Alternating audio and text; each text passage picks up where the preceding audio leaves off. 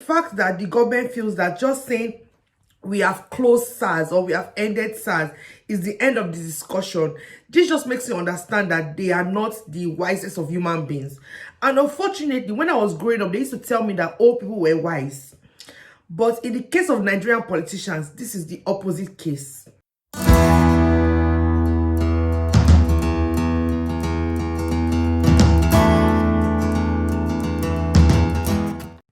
Hello guys, welcome back to my channel. Today is another wonderful Wednesday and we are going to be discussing. So I've already told you guys, Wednesdays are days of sitting down and talking about things that are peppering the body of myself and people in the world.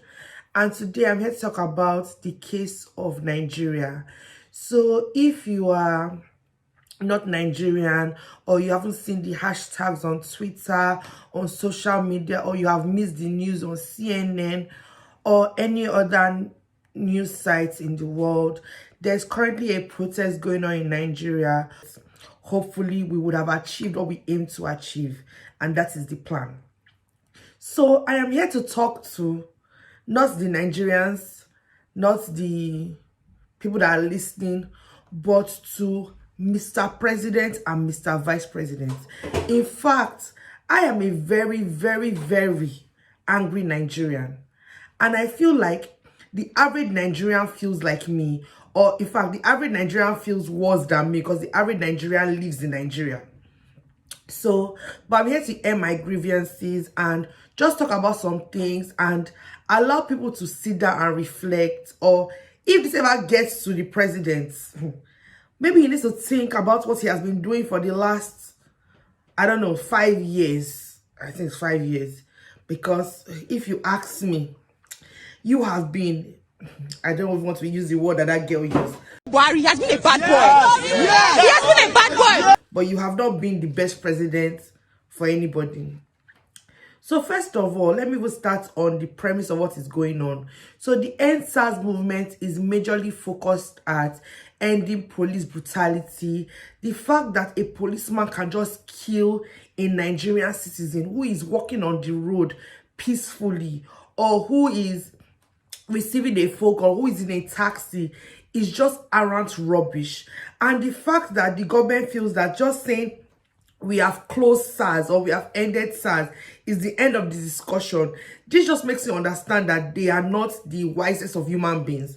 And unfortunately, when I was growing up, they used to tell me that old people were wise. But in the case of Nigerian politicians, this is the opposite case. This is my personal opinion. If your father, uncle, auntie is a politician, I'm sorry, but tell them they should start using their brains, because it's like they don't use it at all. I am going to be listing some facts that I have researched about.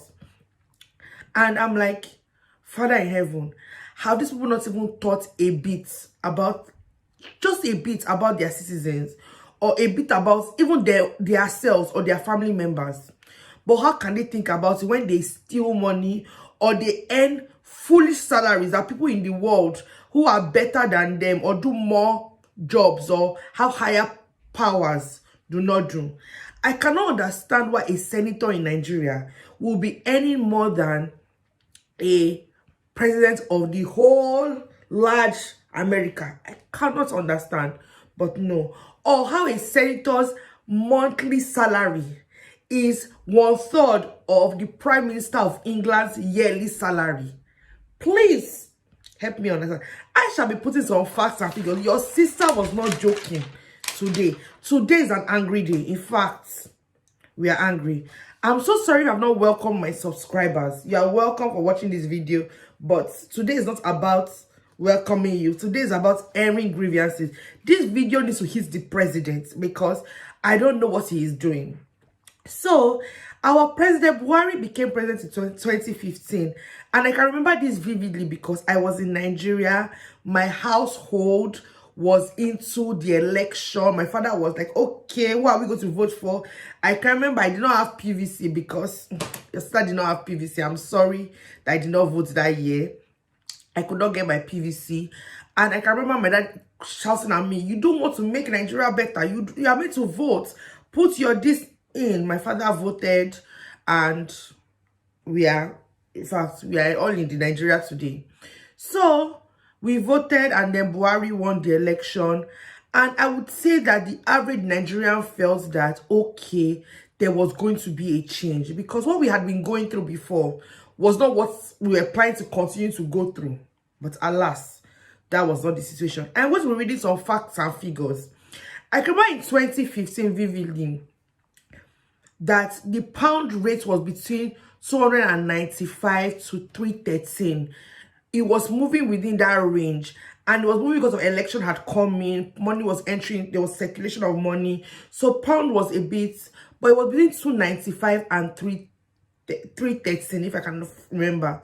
And I can remember the president saying, or when he was saying his manifesto on talking about how he was going to bring back the $1, $1, when he was saying this, me as a wise Nigerian who is also educated, I was like, okay, even if you hope to do that, this is going to take a long time. 4 years, is that possible? In my head, I was like, no, but he can improve the country's currency or the exchange rate to a large extent.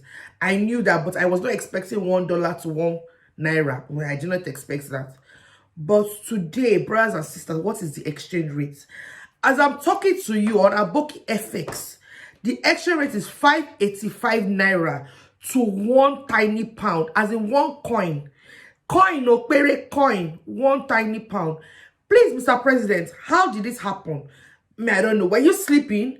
Did you drink too much alcohol and then forgot that you made promises to people?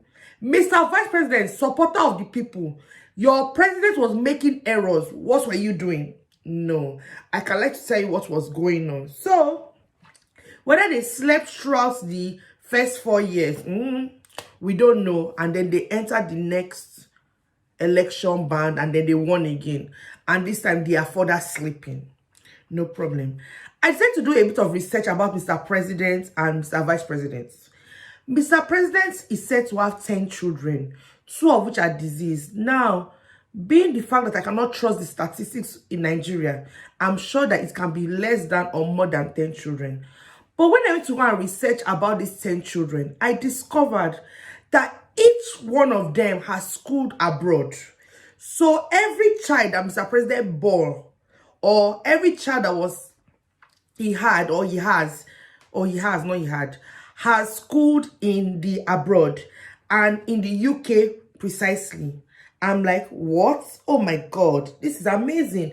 So, Mr. President, you don't want to tie your children to the Nigerian educational system. Why? Some of them did school in Nigeria, yes, but they furthered their degrees outside the country, of which I am sure, Mr. President, you are the one that paid for it. How many Nigerians can afford to pay for their children's school fees outside the country? As in, these are hardworking Nigerians that probably been working for 20, 30 years. How many of them can afford to even pay for private schools in Nigeria? Not to talk of carrying them outside the country to go and pay for their children's school fees. Mr. President, please tell me how many. Okay, let's leave your 10 children. I am sorry for your loss because I heard that one of your children died during labor. No problem. Or died after labor, not during labor.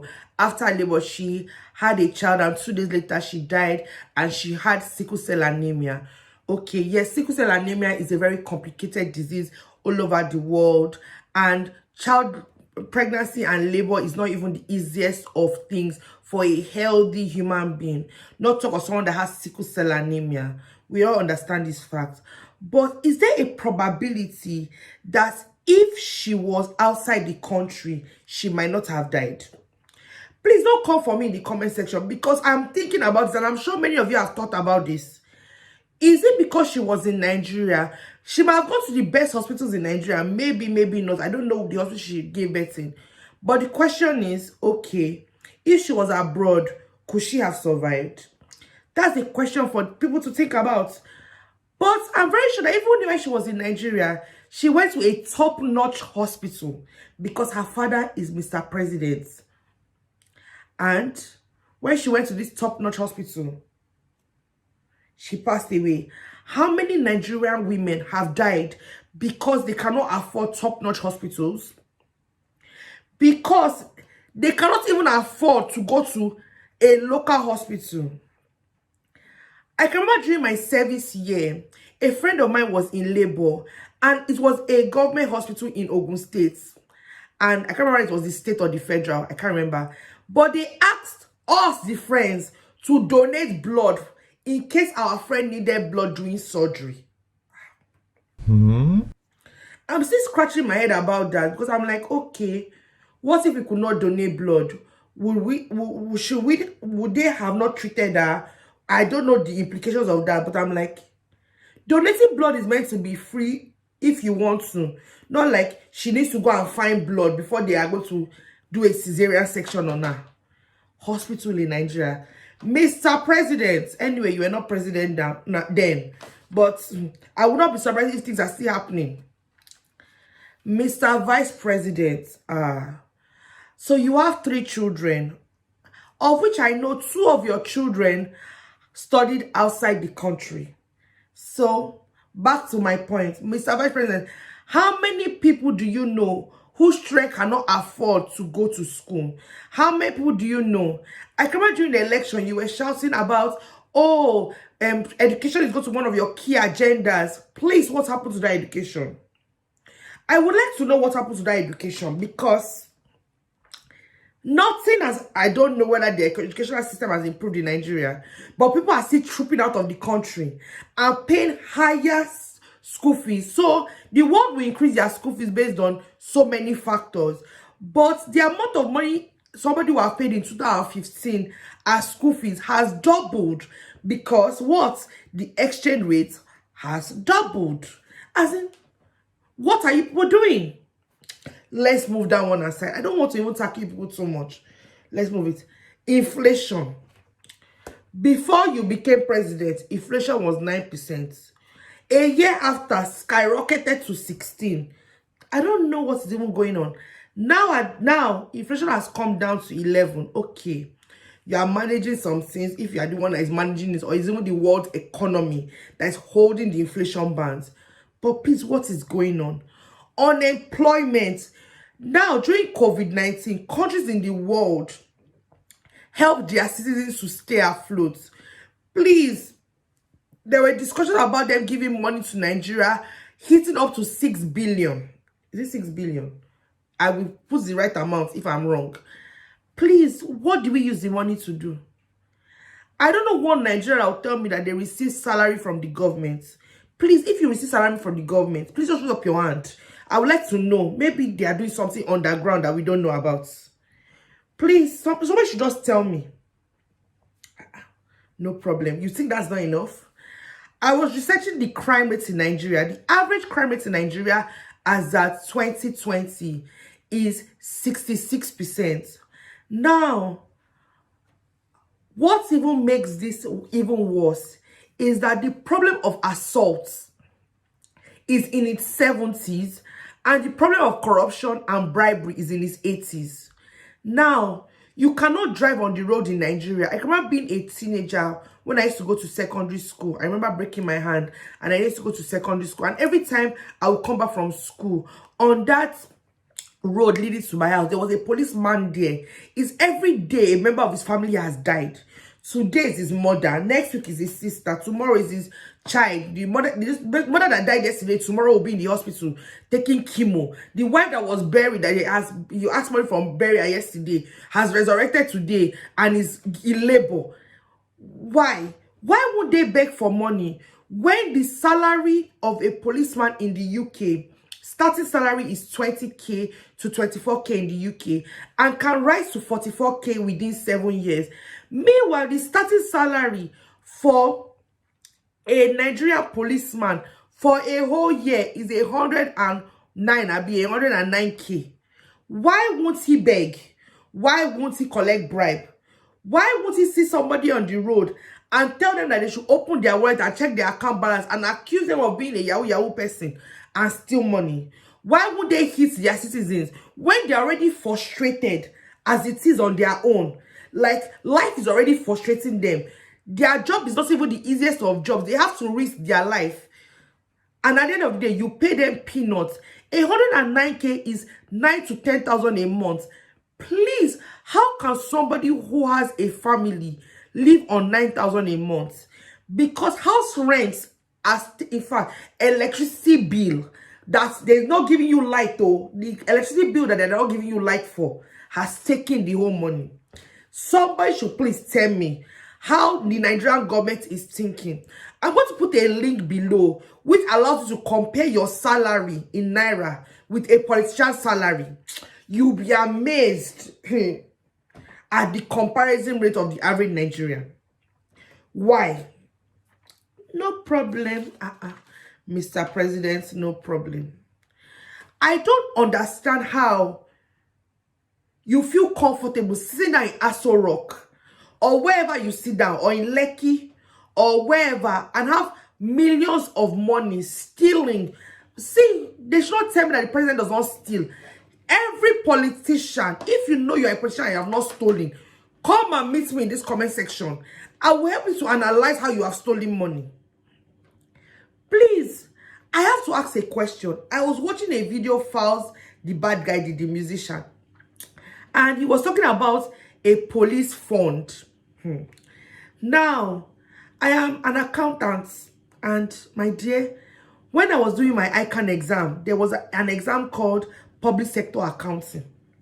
In that public sector accounting, they talk about all kinds of funds, the appropriation of the government and things like that. It was basically talking about the accounting of government funds and the funds that they had and how they were going to be regulated and what they were meant to use for, and the amounts that were meant to put into that fund and things like that. I cannot even remember reading about the police fund. Okay, let's say it's not even in the document. But God, if this police fund exists, if it exists, though, Auditor General and Accountant General, Abida, or Auditor of the Federation, I don't even know what your position is. Please, what have you been doing all these years? May I want to know. Because if this fund actually exists, how come the police is not benefiting from this fund? Have you seen police stations in Nigeria? Even you, when you want to go and report a crime in Nigeria, you will not want to go to the police station because of how it looks, how it smells. The people that will talk to you there, you'll be like, if this police fund exists and money has been going in there, where is the money? Auditor General, you that you're meant to be auditing for the Federation, where is the money? Accountant General, all of you are ICANN qualified or qualified around the world. What have you used your qualification to do? See, you took the job, do the work. That's the end of this conversation. If you know you are going to be a president of Nigeria, be a president, do your presidential job. Don't come and be wasting the time of Nigeria. If you know you're not ready to work and it's free salary you're looking for, please go to another country. We disown you. We do not deal with lazy people. You are the same person that called Nigerians youths lazy. You are a lazy president. Because I have not seen anything that can hold water that Mr. President and Mr. Vice President and all those senators that sit down there sleeping and snoring in the house have been doing. See, if you disagree with any of my points, comment in the comment section, because on this channel, when it comes to Talk Wednesday, see, I will be sharing my opinion hot, anybody that does not like it, please, just kindly go to another channel. It's not by force to watch video. But as for Mr. President and Mr. Vice President, this video is for you. You better sit down and think about how you're going to restructure Nigeria before you leave office. Because, as you can see, the youth of Nigeria are no longer smiling, no. We are not smiling. It's not a smiling situation.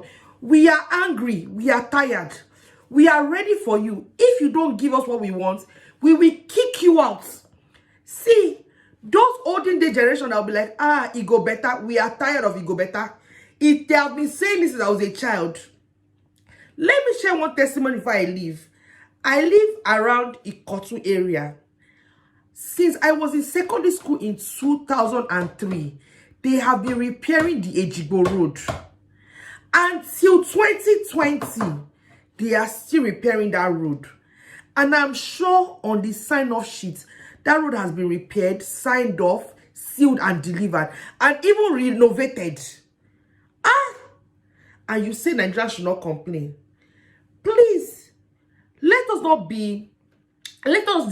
deceive ourselves or say, oh, we are trying to be quiet. No. The days of being quiet is gone and dusted. We are no longer quiet in this industry. My dear, we are no longer quiet. Nigerian youths are no longer quiet. Anyway, I don't want to talk too much, because if I keep on talking, this video will be 1 hour. If you have anything to say about this video, please come and meet me in the comment section. We are going to be actively battling it out, as in actively battling it out. Anyway, guys, I hope to see you next week on another episode of Talk Wednesdays. And please don't forget, on Saturday, there's delicious food for you to eat while listening to this video. I'll see you guys in my next one. Bye.